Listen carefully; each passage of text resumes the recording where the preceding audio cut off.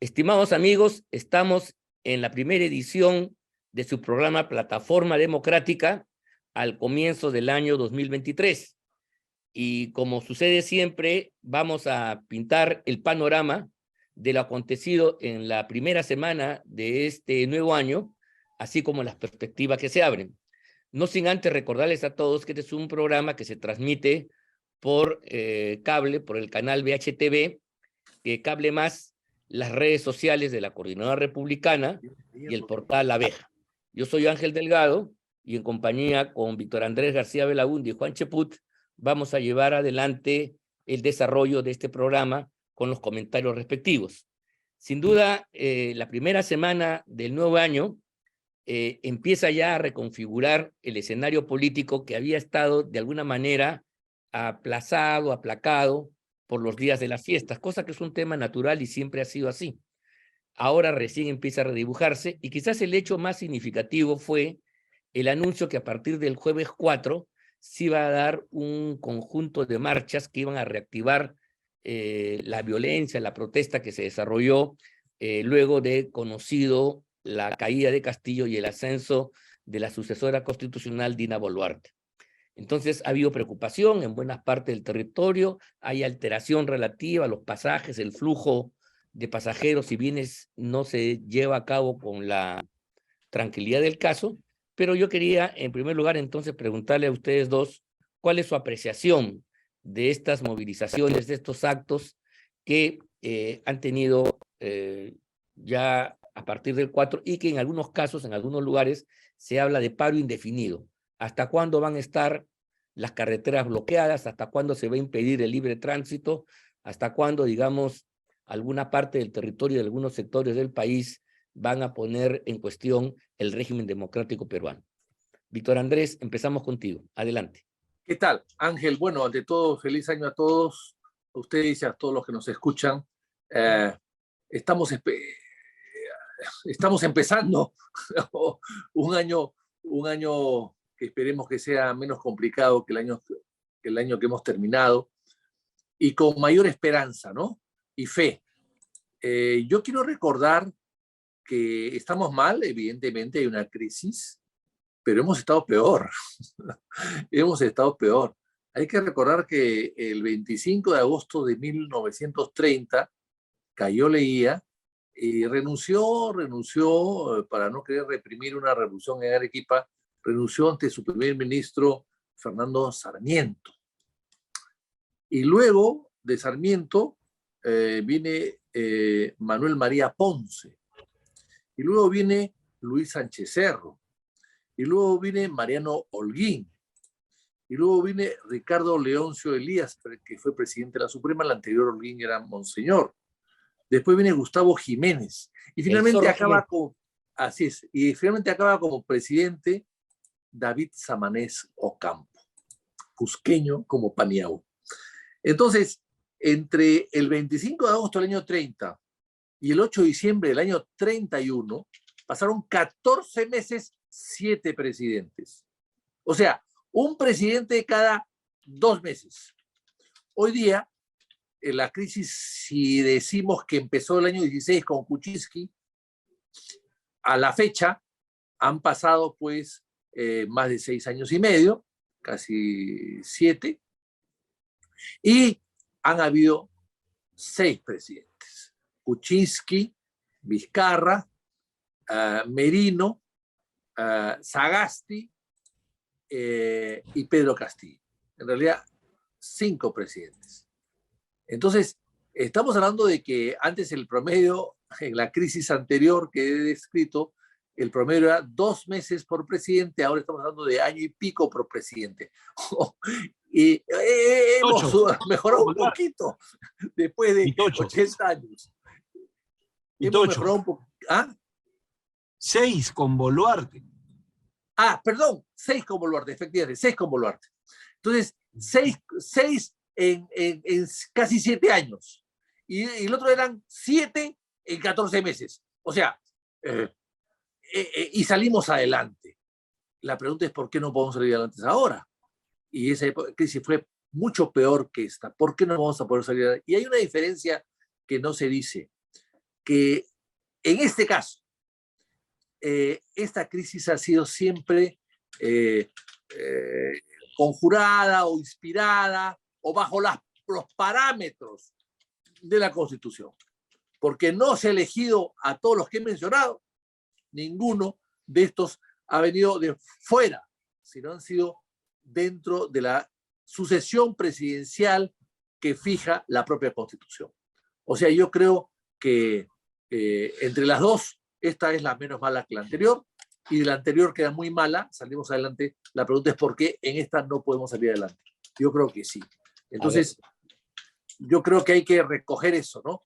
Hay esperanzas, hay futuro, confiemos en que salgamos adelante, todos, con la participación, por supuesto, de todos. A ver, muy interesante tu reflexión, Vitocho, pero yo quiero decirte lo siguiente.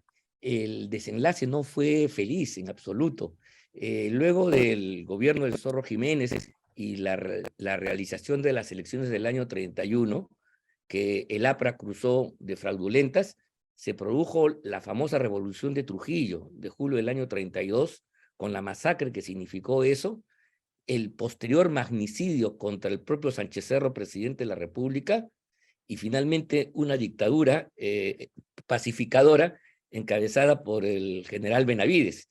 Entonces yo no sé si esa comparación tiene algún tipo de... No sé, ¿qué te parece a ti, Juan? Perdón, déjame ya, ¿cómo no? Precisarme. Mira, eso fue, lo que tú has dicho es cierto, pero viene después del 8 de diciembre del año 31. Eso no que mucho, tú has dicho claro, estamos hablando de la continuación de la crisis, con la elección, evidentemente, el asesinato, el magnicidio, el último en el Perú, ¿no?, de Sánchez Cerro, y luego la subida al poder de Benavides por nombramiento del Congreso. Sí. Claro, en el caso, en este Congreso nuestro, ha nombrado a gente que le correspondía. Ahí no, ahí se nombró en el Congreso a una persona que no le correspondía, que simplemente estaba sentado en el Palacio de Gobierno con un arma sobre la mesa, pero que no tenía nada que ver con el Congreso, ni nada que ver con, era simplemente el jefe de la Plaza de Lima. Así es. Entonces, y el Congreso lo elige, o sea, el Congreso, hoy día también las elecciones han sido guardando por lo que yo hablaba, un parámetro constitucional, una inspiración o un seguimiento de la Constitución. No hemos dejado de estar al lado de la Constitución en esta crisis, en la otra sí. Es verdad. A esto me refería. Juan, adelante, tu comentario, por favor. Bueno, a partir de ese recordaris histórico de Vitocho y tuyo, yo quisiera decir que la historia a veces se repite como comedia y a otras veces como tragedia, ¿no? Que es lo que nos está pasando. Hasta en eso somos mediocres hoy en día, ¿no? Hasta en el ejercicio de la política actual. Mira, a mí lo que me preocupa es que hoy en día tenemos parlamentarios que no están viendo la realidad. Ayer escuchaba al congresista Montoya, que no le gusta que le digan congresista sino almirante, que decía que él en lo personal quiere quedarse hasta el 2026. O sea, hace una lectura equivocada de la realidad. Él piensa que porque las marchas en esos momentos no son tan fuertes como al inicio del gobierno de Boluarte, eso se va a convertir en manejable.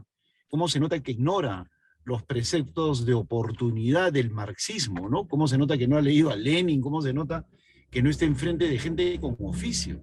Que sabe perfectamente que este no es el momento para ejercer las marchas, por diversas razones. Porque los alumnos están de vacaciones, porque no se está discutiendo en estos momentos el tema de la segunda votación que podría venir con el referéndum, simplemente no es oportuno. Así de simple. Pero se van a seguir acelerando en la medida que se acerque el mes de marzo, que va a pasar volando, y se tenga que discutir nuevamente la segunda votación y la posibilidad de asamblea constituyente. En otras palabras, están reagrupando fuerzas. Y esto se debe a que la presidenta no pone la agenda. La presidenta también está cometiendo el error de que ya estamos en medio de un clima de paz y amor, que no va a pasar nada, ¿no? Ella sabe perfectamente, cualquier analista político sabe que en temporada de lluvias y de vacaciones, las posibilidades de protestas se disminuyen en el país. Y si a eso le agregamos el retorno a la legislatura en marzo, junto con la posibilidad de sacar adelante la segunda votación, pues más bien ella debería aprovechar ese interregno para fijar una agenda concreta de 3 o 4 puntos que no lo ha hecho, y de esa manera ahí sí quitarle la villada a lo que podrían ser las protestas, pero no lo hace. Yo creo que el gran error que se está cometiendo hoy en día es creer que todo ya pasó. Y por lo tanto, que no hay posibilidades de hacer elecciones en el 2024, sino irse hasta el 2026. Ese es un error gravísimo que le va a pasar factura a la actual estructura política, Congreso y Ejecutivo. Sí, sin duda alguna, tu reflexión, Juan, es muy importante y yo la comparto. Yo tengo una sensación de que justamente por la incapacidad para ver la gravedad de la crisis, que no se reduce, mira tú, a los actos violentistas. Si el violentismo fuera la fuente para adelantar elecciones, yo estaría en total desacuerdo porque, como ustedes entienden, no se puede aceptar un chantaje de esta naturaleza. Pero el hecho es mucho más profundo y anterior. El gobierno de Castillo Boluarte, porque la señora Boluarte ha estado 1 año, 3 meses y 20 días con Pedro Castillo gobernando, y es parte entonces de la irresponsabilidad y la incompetencia de ese tiempo. Ese es un gobierno que se ha destruido y por lo tanto no tiene legitimidad para continuar. Y por lo tanto se plantea un reimpulso de la vía democrática a través de elecciones, en un tiempo razonable para que haya una campaña que permita el surgimiento de alternativas y el remozamiento de las autoridades políticas del país. Ese es un poco el contexto. No tiene que ver directamente con el acto violentista, sino tiene que ver con una devaluación, con un desprestigio, con una destrucción de la institucionalidad política gracias al castillismo, apuntalado por la señora Boluarte. Entonces, pretender prolongar eso es suicida, independientemente que hayan marchas o no. Y ese es el sentimiento del país. Entonces, creo yo que podría haber un peligro de que esta primera votación que ha salido ahí más o menos pudiera ser postergada o simplemente no ratificada en el mes de febrero, sobre pretexto que no se han hecho las reformas constitucionales que se quieren, y entonces las reformas se convierten en un pretexto, como lo he dicho, para no adelantar el cronograma electoral ni recortar los mandatos. Y en consecuencia, si eso sucediera, además con la venia y en el fondo alegría en el corazón de la señora Boluarte, la cual no olvidemos que juramentó hasta el año 2026, pero rápidamente la realidad la puso en su sitio y empezó a hablar de gobierno de transición. Entonces, hay muchos intereses, mira tú, que todavía no confluyen para la definición del periodo político, que debería ser un periodo electoral, y que toda la atención social se canalizara en ese curso democrático de consulta popular. Mira tú la reacción de los organismos del sistema electoral. Entonces, se están creando condiciones para que se trabe el adelanto de elecciones, y las consecuencias en un escenario de esta naturaleza, como tú ya lo has adelantado, podrían ser terribles. ¿Qué te parece, mi querido Víctor Andrés, esa posibilidad que finalmente no se terminen aprobando el adelanto de elecciones, por lo menos en la fecha que se ha dicho, y qué consecuencias podría traer esto para el conjunto del país? Bueno, lo que dice Juan es cierto. El señor Montoya no tiene idea de lo que es la política, y además tú no puedes aprender a hacer política a los 70 años de edad. Es como si yo a 70 años me vaya a la escuela naval a querer ser marino. Eso es casi imposible, pues, ¿no? Querer manejar un submarino o un crucero, y me meto en la escuela naval a los 70 años, pues, o un avión de la Marina, ¿no? Aviación naval. No, pues, me parece que está equivocado. Y el grupo de él es el que ha votado en contra del recorte hace poco, en contra del recorte de periodos. Acá hay dos cosas. Primero, que quieren quedarse hasta el año 2026. Evidentemente la planilla es importante, la quincena es importante, y no se dan cuenta de lo que pasa en la calle. En segundo lugar, pueden estar jugando a que porque acabe su gestión como alcalde de Lima, porque es el mismo partido, y luego quiera pretender al 2026. Ella ha dicho que el 24 no, pero sí el 26. Entonces, quizás haya un juego atrás que no conocemos. Y finalmente, el propio presidente del jurado, Salas Arenas, ha dicho que es un intervencionismo, un proyecto de ley de Roselín Amurús que pide adelantar o acortar el periodo de ellos. No es ningún intervencionismo. Nadie, o sea, intervencionismo sería, a ver, Ángel, que tú eres constitucionalista, yo no soy, yo soy amante de la Constitución, es diferente, pero tú eres un estudioso de la Constitución. Pero, es decir, intervencionismo sería si la ley se da para que intervenga el Congreso, claro, y que el Congreso nombre al presidente bueno de las elecciones. Pero obviamente, acá no. Claro, Acá claro lo que que se sí. está diciendo es, ustedes siguen, todos siguen igual. Pero en vez de que acaben el 2024, acaban el 23. ¿Por qué? Porque el 2024 van a haber elecciones y ustedes estaban previstos presidir el jurado para una elección, no para dos. Ya han tenido una elección. Y el 2026 es la segunda que ustedes no iban a participar. Pero si el 2026 no hay elecciones, sino que se adelanta al 24, ustedes sí tendrían que participar y ya lo han hecho. Ergo, se van antes, porque todo el calendario se ha modificado. Y al modificarse todo el calendario, también hay que modificar pues el calendario de los propios funcionarios del jurado y de la OMPE. Así que yo creo que eso es lo que hay que prevalecer. Sí, sin duda alguna, mira, yo comparto esa preocupación y creo que podemos nosotros sacar una conclusión. El horizonte de adelantar elecciones, el famoso gobierno de transición que tanto se proclama, no tendría tanta lealtad ni consecuencia por parte de autoridades, tanto del Ejecutivo, la señora Boluarte, digo yo, en su corazón, en su interior, ella le gustaría quedarse, y si eso es por culpa del Parlamento, lo va a aplaudir por abajo. Y a los parlamentarios, inclusive del bloque democrático, tienen, ya lo han dicho, y los otros tienen el pretexto de votar en contra, pues porque no se ha puesto la Asamblea Constituyente. Entonces, cada uno por sus razones, u otros consideran que no se hizo tal reforma constitucional. Entonces, mira tú, las razones para no culminar el proceso de adelantar elecciones es fatal. Además, cada día que pase, hace más difícil lo que debería ser el escenario óptimo, que haya un tiempo, inclusive con nuevas autoridades, ya con una fecha fija, para que se empiece a remodelar el sistema electoral, eliminar todos estos vicios que ocultaron la transparencia del proceso del año 21 y poder pues hacer una consulta como debe ser. Y todo eso se está trabando y yo tengo la impresión que ese asunto no está todavía definido ni acabado y podemos tener sorpresas y quizás en torno a las mismas tener un estallido social de consecuencias. Juan, tu opinión al respecto. Bueno, yo considero que todo lo que están planteando es culpa o responsabilidad de la presidenta porque no pone la agenda. Cuando Valentín Paniagua asume, dice elecciones generales el segundo domingo de abril del año 2001. Y se acabó. Cuando Sagasti asume, elecciones el segundo domingo de abril de tal año y se acabó. Y todo el mundo tenía que alinearse. La señora Boluarte lo deja en manos del Congreso. Entonces no tiene intención pues de adelantar las elecciones, porque si no, ella estaría en estos momentos señalando queremos elecciones, el pueblo lo pide y corta de inmediato toda posibilidad de levantamiento. Y por otro lado, ella insiste en los consejos de ministros descentralizados como si se vaya a quedar al 2026, repartiendo promesas por las 25 regiones del país, con lo cual se está colocando la soga al cuello.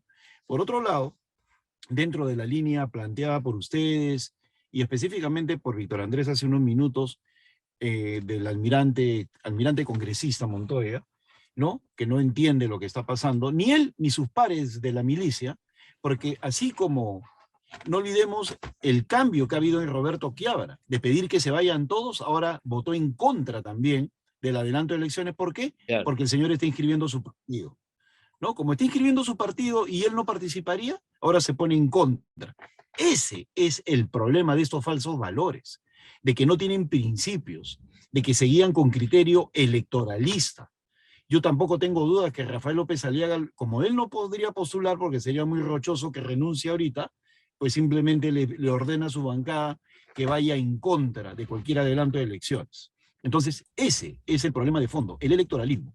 Y finalmente, un Congreso que no se puede dar cuenta de su ilegitimidad es un Congreso pues que demuestra de qué calidad está construido. Que 18 personas estén siendo investigadas por la Fiscalía y que se diga que hay 50 que recibieron dinero para cambiar el sentido de su voto en la segunda vacancia del año pasado, en diciembre, entre 50.000 y 80.000 soles, eso ya le quita legitimidad a cualquier parlamento del mundo. Es iluso pensar que estos niños, que estos topos van a hacer algún tipo de cambio. Saben que se irían a la cárcel si adelantan elecciones, por lo tanto, no lo van a hacer. Y en el caso del Ejecutivo y en el caso de los organismos electorales, tampoco se da cuenta ni el señor Corbeto ni el señor Salazarena que no tienen credibilidad ante la ciudadanía. Los argumentos constitucionales planteados por ti, Ángel, y por Víctor Andrés son absolutamente válidos, pero el argumento político es que no se den cuenta estos señores, que no tienen credibilidad de origen, en el sentido de que la gente no cree que vaya a ser un proceso electoral justo el que ellos conduzcan, ya los debería llevar a la renuncia de inmediato, por una cuestión de ética. Pero insisten en aferrarse a sus puestos y en echarle más energía al caos que estamos viviendo. Muy bien, qué curioso, ¿no? Los tres organismos, el gobierno, el parlamento y el poder electoral, los tres coincidiendo en no renunciar y aferrarse en el poder. Claro, unos escondiendo el fondo, ¿no?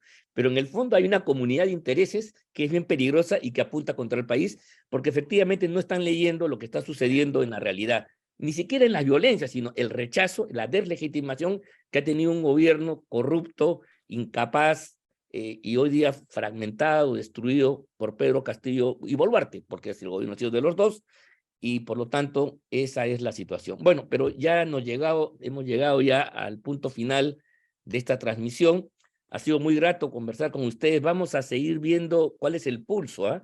Estos días van a ser fundamentales contra lo que debió darse una legislatura ahora en el mes de enero y de inmediato aprobar o ratificar la votación de adelanto de elecciones.